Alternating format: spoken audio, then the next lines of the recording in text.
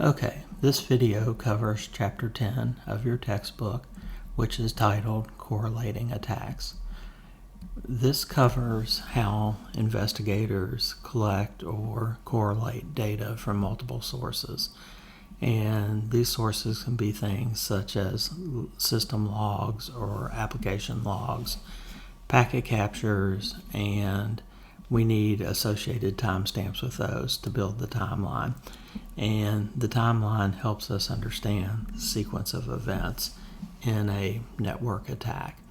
Now, one of the first things that's very, very important is time synchronization. And that is basically making sure that all of your logs and/or evidence from multiple systems have a consistent timestamp. And by that, we mean that all date timestamps need to be converted to the same time zone. And it is very important that we use some kind of clock synchronization, such as NTP, which synchronizes system clocks so that there's no drift or time discrepancies. This machine's time is 10 minutes off another machine, which will cause you problems when you're trying to correlate attacks.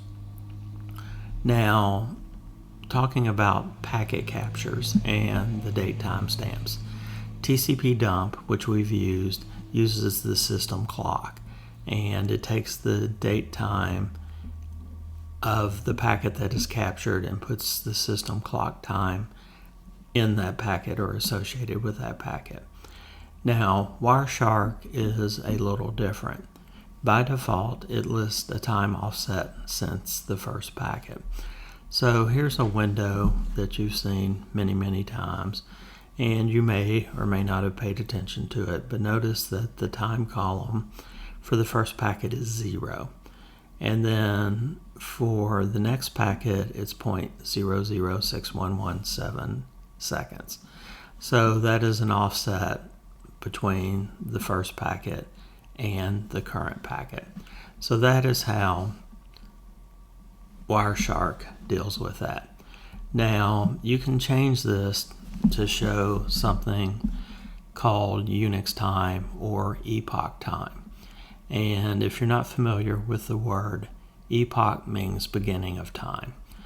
Well, the beginning of time for Unix is considered to be January 1st, 1970.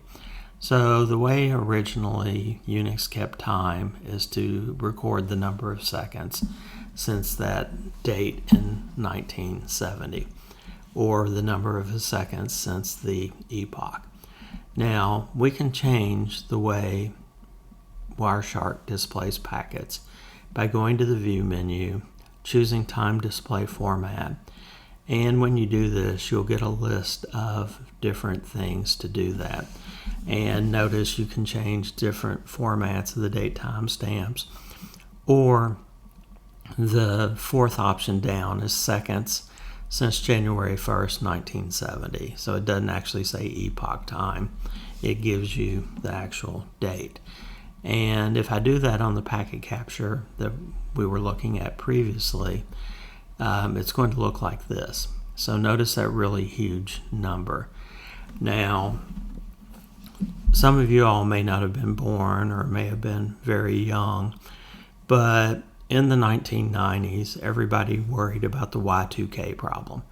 And what the Y2K problem was basically people stored 2-digit dates, like 60, 61, 98, 99. And when we got to the year 2000, that was going to roll over to 00, which was going to cause all kinds of problems. Well, Unix didn't so much have a year 2000 problem. It has a year 2038 problem. And the reason is epoch time is stored in a 32-bit signed integer. And on January 19th, 2038, that number is going to roll over to a negative number. So a number of years ago, they corrected that, changed the way they track time on a Unix machine. And now Unix will have a year 4 billion problem. So in the year 4 billion, if Unix systems are still around, somebody will have to deal with that and figure out how to track time. Another topic in the book is talking about the actual log aggregation and management. And the best practice for a number of reasons is to send all the logs to a centralized host or system. And what you might do will depend upon the operating system you're using. So for example, if you're using Windows, you can use Windows Event Forwarding. If you're using a Unix machine, you can use syslog with forwarding. And there's a couple of things that we may or may not have talked about. The first is NXLog, which is a commercial offering by IBM. We have talked about Splunk. That's a commercial offering. And for a large enterprise, the cost from Splunk can be hundreds of thousands of dollars to millions of dollars, depending upon how much log data you want to keep in the system. And then another semi-popular one is Graylog, which is open source. Now, after we've aggregated the data to investigate it, we usually would like a timeline so that we can visually kind of see when things are getting attacked. And the command I like is log2timeline, and it's part of a system called Plazo. And I installed this on my Mac so that I could show you some examples. So I did that using pip, and Plazo is a bunch of Python commands, and it was quite large. And when I did this on my Mac, it took 18 minutes for the actual install. Plus, in the process, I had to go update several things. I had a couple of things that were still not made for Apple Silicon chips. So I had to delete them and reinstall them with the appropriate binaries. So, all total, it probably took me pushing 30 minutes to get this up and going. And once I did that, I issued this command. So I ran the command and told it I wanted to create a file called mac_timeline.plazo. And then I wanted it to look at my var log folder. So it would look at all the files and folders under var log and consolidate all that information. Once I have that .plazo file, I used a program called psort to create a CSV file of the timeline. And when I issued that command, here's the output I got. It took 2 minutes to run, and it processed a little over 1 million events. And it builds it into what I would call an internal format, the .plazo file. Once I did that, like I said, I ended up with the CSV file, and it looks like this. So it's not nice and graphical, but it goes through and gives the time, tells what log the event came from, and these events are in order so that you can go through and maybe see suspicious things that are happening at the same time or close to the same time.